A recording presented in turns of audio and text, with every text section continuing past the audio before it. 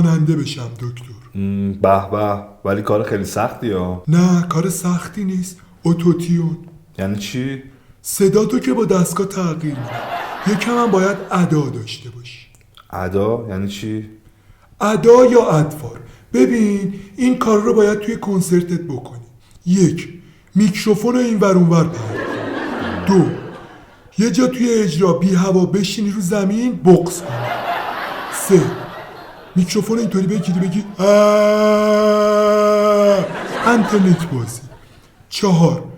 جوری لباس بپوشی راه بری انگار شو لباسه، برای خودنمایی یا بالا با این بپری یا غیر بدی، به طوری که باز میکروفون از دستت پرت بشه و 7 تیکه بشه. 5. خودتو از استیج اصلا پرت کن پایین. پس اینجا تکلیف شعر و ترانه و تنظیم چی میشه؟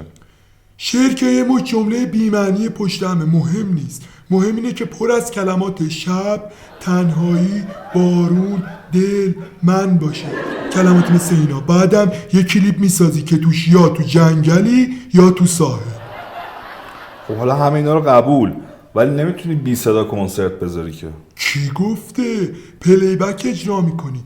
کلی آدمم بلیت میخرن که بیان ببینن چه جوری پلی بک اجرا میکنی. بعدم استوری میذاری وای بچه ها بهترین شب عمرم بود، همتون عشق، در حالی که صدای ضبط شده خودش همه کارا رو کرده. خب این که دیگه موسیقی نیست.